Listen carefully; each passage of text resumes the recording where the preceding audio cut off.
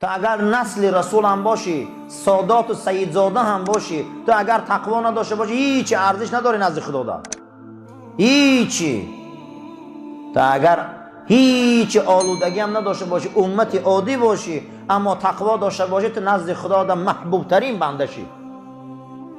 اسلام ما از ترمز نفس سر میشده.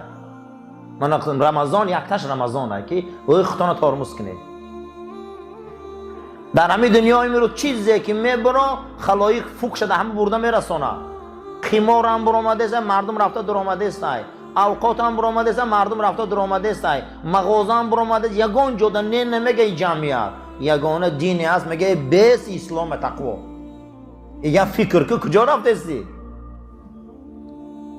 امروز چیزی که برآمده است شما تماشا کنید. مردم اگر سرش نیم شکل کنه، نیمی موی سرش مونه کنه، نیمی مردم هم خیلی میکنن. اگر پگه لباس کندگی پوشه، همه لباس کندگی میپوشه. من به همین بازی هایی که هزار یک نوع بازی های قماری در همین سایت های اینترنتی برآمده، این میکنیم لایک میکنیم، این ای گوشت خوک حرامه.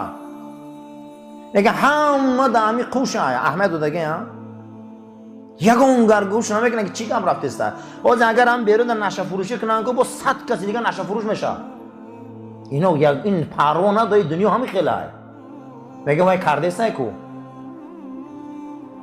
یگانه دین میگه ای مردم به خود بیای اسلام تقوا. اون میگه تو لقمت ای کجا پوشیده است خورده استی؟ این کرتا ای کجا یفته استی؟ همین روزا کارت ای کجا کرده استی؟ و بیساخی این اکرمکم عند الله اتقاکم. آخه به اینجا دا تقوا گفتن کلمه ای. همین که یگان دنیا دا یگان ماشینی به ترمز دیده. همین دو چرخه بخش ترمز دارن. همین عربا ترمز وقایه میگن. عربا ترمز چی میگفتیم؟ وقایه. ما تقواش میگیم. یعنی میگه ای بنده ترمز کنو غم وجو خطی ساوز نیست. همین دنیا میگه بسیاری جاش خطی سرخه. همین نمیمونن تا خطی سرخ گذاری. و چی میگه تو یک بار فکر نمیکنی؟ یک مرتبه به خود نمیبیایی. رمضان یگانه ماه بوده است که ترمز بدن ما را مستحکم میکرده. ترمز در این ماه علیش کرده میشود. ترمزها را آوش میریزن، همه جاش مستحکم میکنن. ای مردم فکر کنید چیکار کرده است. یک مرتبه اهمیت باور کنید. همین دنیا ده چیز میبرم مردم رفته فوق شده همه میرسونه. اگر من با دیگه تکنیکای نو پیدا شوم که من نیم همین جوانا رو میدونم رفته همون ریبا قد کردیت قد میرم تکنیک رو میگیرم. نمیدونم عاقبت اوای ضرره اوای حرامه اوای حلاله اوای شبهه ما کجا میومته من میری فکر نیست. اما اسلام میگه وقتی درآمدی اولین تربیه تقوا سر میشن. تو تقوا میکنی نمیشه خیلی. من رمضان ماه تقوا های نمیکنی، نمیخری، نمیپوشی، بو نمیکشی، زنده نزدیکی نمیکنی، چای نمینوشی، غیبت نمیکنی، گمانی بد نمیکنی. حضرت حافظ پرسیدن که چی به قدر سخنات شیرینه و بسیار به معنی های؟ گفتن من برای که بسیار شیرینی ها پرهیز کردم. این دنیا ده بسیار شیرینی های، بسیار اصله که در زهر آمیخته کرده میتیم. بسیار شیرینی ها را نخور به شیرینی میرسی. بسیاری حالت کسلی های دیابت قند را میگن که شیرینی نخور. بسیار شیرینی کم خورده میگن عمرت دراز میشوه، شیرینی زیاد خورده میگن عمرت کوتاه های. همون شیرینی را پرهیز میکنه سلامت میگرده. بسیاری شیرینی ها را پرهیز کردن در کاره تا اینکه سخنامون شیرین شود. بسیار معرکه های شیرینه، خوراک های شیرینه، کوچه های شیرینه، شیشتن های شیرینه. وقتی پرهیز میکنی تقوا میکنی به شیرین میشی. او شیرینی دخته که میزنی به تلخ میشی.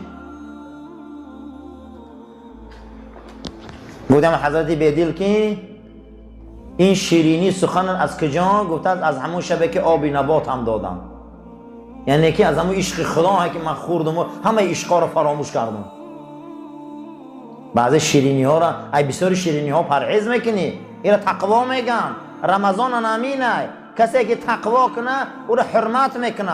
همین دنیا دگو چراغا که سرخ نمیگذاری هیچ محل را نمیقپن. واقعا همین چراغا که سرخ خدا را نگذار همون هم حرمت که آبرو پیدا میکنی. برای همین این مایه هست که عقل بالای شهوت و بالای غضب دا باید رهبری کنه. وقتی کسی را که عقلش بالای دا رهبری میکرده وای مثل مسلمانی کامل. کسی اگر عقلش پایان غضب و شهوت باشه وای بر حالش. اکنون با بحثی روزه خاص و روزه عام و خاص العام یا دیگر روزه ها را انشاءالله با درس و صحبت های فردا مونده گپ میزنیم.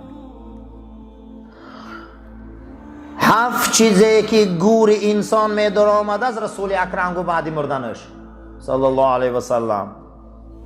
یکی از اونها او بنا مسجدن، کسی مسجد بنیاد میکنه، کسی مسجد میسازه، کسی آمده در مسجد خدمت میکنه، کسی سهمش در مسجد میمونه. این عملش فردا گورش میدره، این عملش فردا در گورش جنتش میشوه. دیگری رسول اکرم فرمودن صلی الله علیه و سلم او ورث مصحفا، کسی که برای مردم قرآن خریده میتیه، کسی که برای مردم سبب میشه که چاپخانه های قرآن میندازن، مسجدها آورده قرآن میمونه، خانه مسلمانان دا برده قرآن میتیه. هر روزی که قرآن ای را ورق زنن گور این روشن میشه. کسی که مصحف آورده میتیه، کسی که در دست مردم قرآن نبیاره میتیه. خوشا به حال آدمی که آدم ها را اگر قرآن خانی نشان تیه. نقل کردن که قاری عبدالخالق از دنیا گذشته شاگرداش حساب کردیم 5000 قاری برآورده بوده.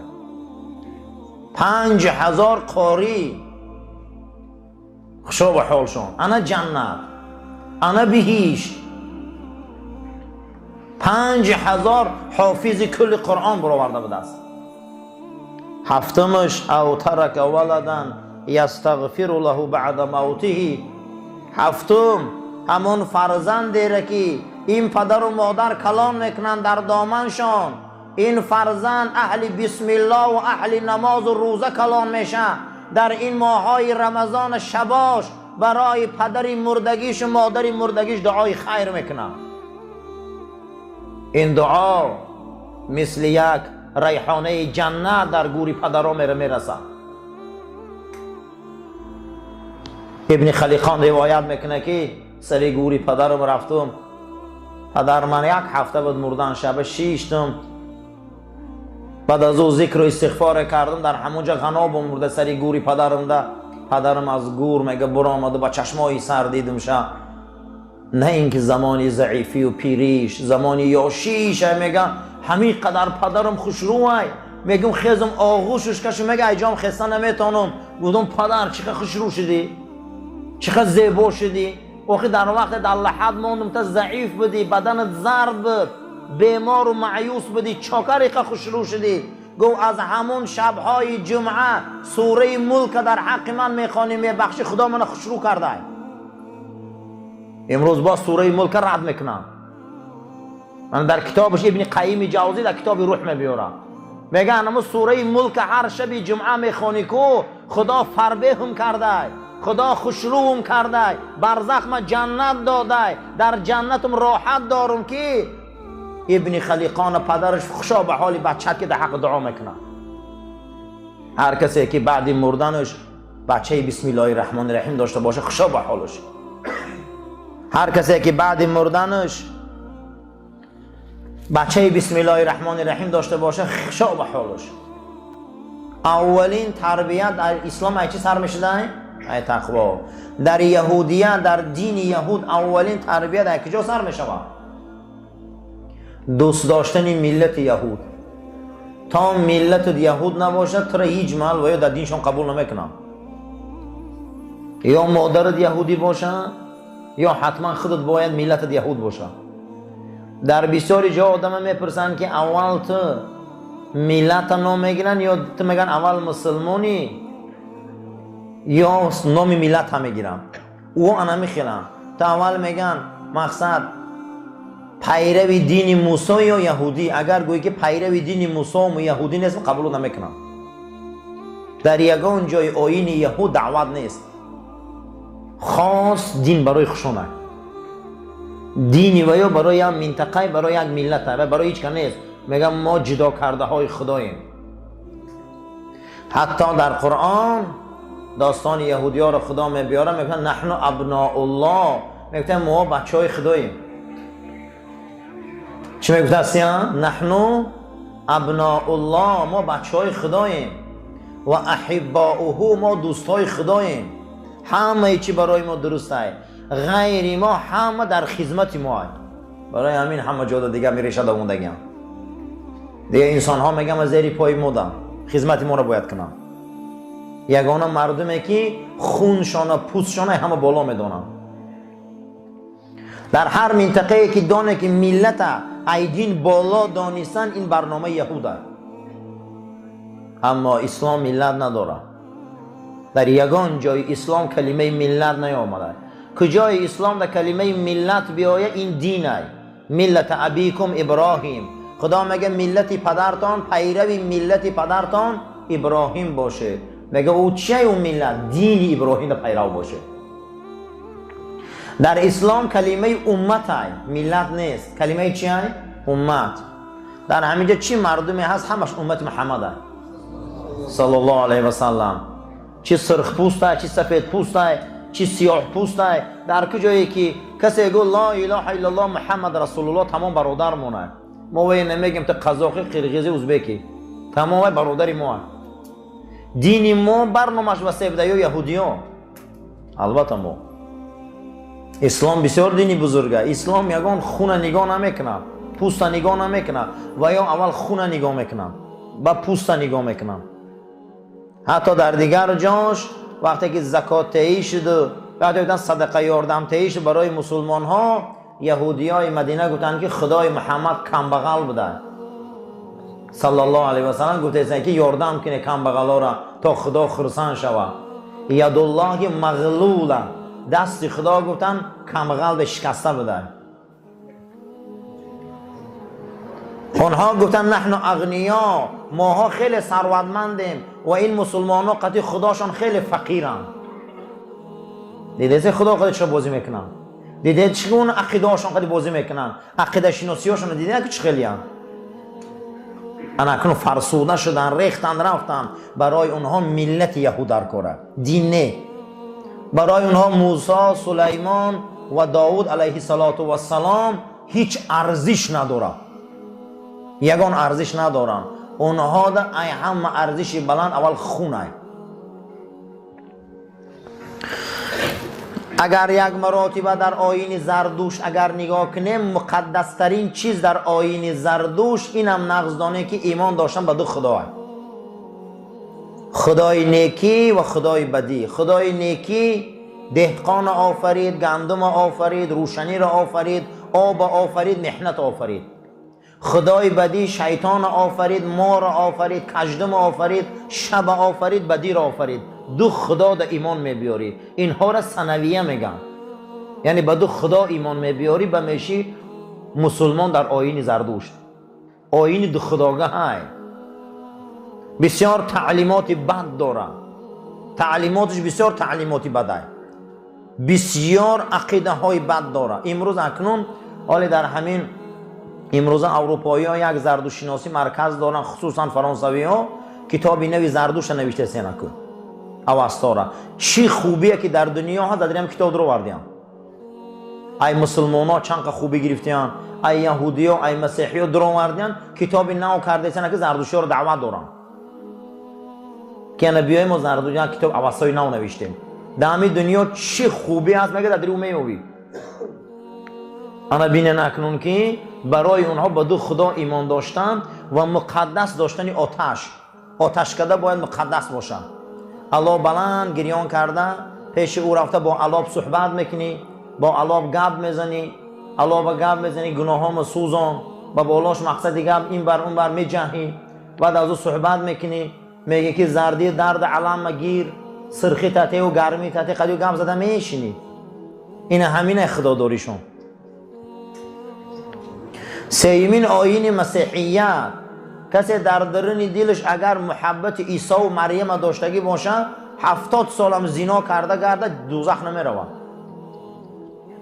کسی اگر محبت عیسی را داشته باشه میگه این قربانی شده خدا های، این بچه خدا قربانی شد. میگه مسیحی ها این یک باری را به صلیب کشیدن، به خاطر گناه ما زمین آمد، همه گناه ها را گیری برد همون سری صلیب. ما هیچ گناه نداریم خلاص. اگر همین سال 70 سال خوک خورده گرده عقیده اینا جهنم نمیرن. 70 سال اگر یک زن با 10 مرد خواب شوه او با عاقبت عیسی وی خلاص میکنه.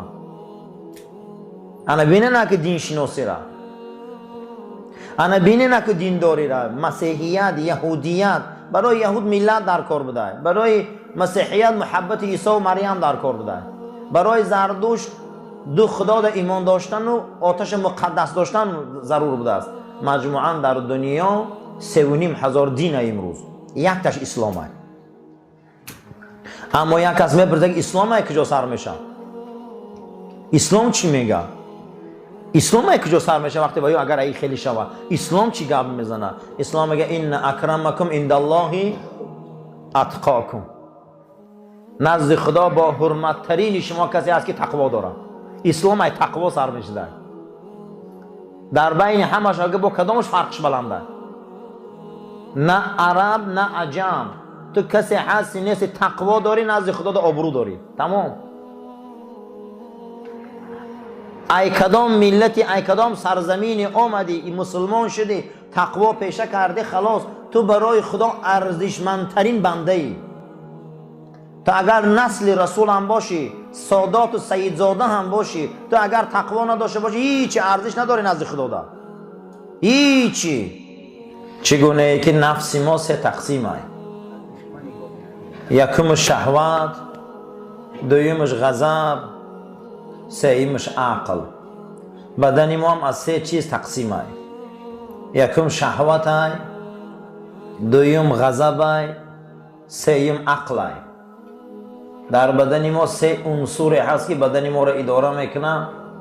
از همون عنصرها، از همون میکروسکوپی که خدا خلق کردگی های ما 3 تاش گپ زدیم که یک تا شهوت بوده.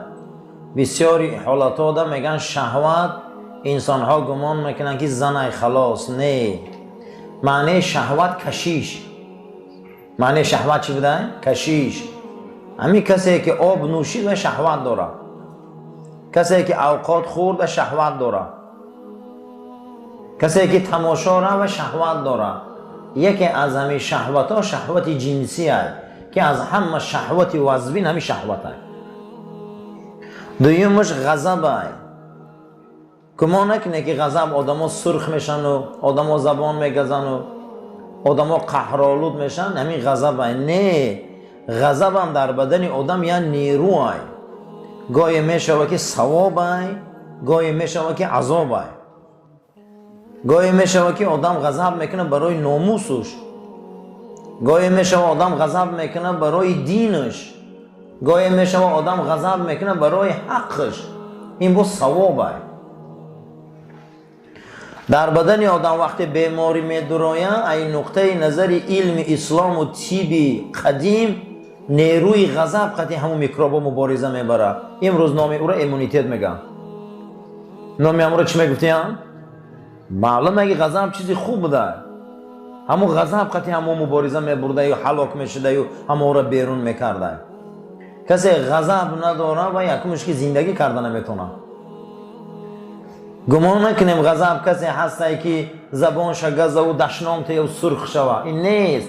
ایرا نامش در کتابای اخلاق با میگفتیم نائرة الغضب. چی میگفتیم نام ایرا؟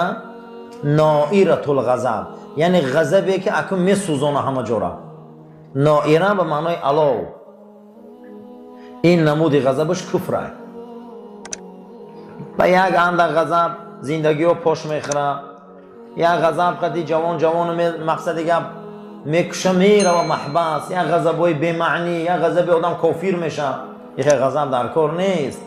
کل غضب در بدن ما یک ارگانی بوده است که این تمام نیروهای بیماری بدن ما را همین غضب قطعش مبارزه میبرده. همه آدمایی که ضعیفن، آدمایی که به حد به قوتن و یا غضباشون ضعیفه. دومین چیزی که بدن ما را اداره میکرده نامی چی بوده است؟ غضب. سومین چیزی که در بدن ما بوده است نام این عقل. عقل به معنای چه؟ ادراک، فهمیدن.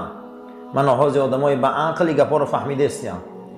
اگر آدم به عقل باشه او در هیچ محل نه نماز فرضه، نه رمضان فرضه، نه روزه فرضه، نه چی دیگه. امام غزالی بدن آدم سه تقسیم کرده، روزه را هم سه تقسیم کرده. گفته ای همه چیزی بزرگ که در شریعت ما تقوا های.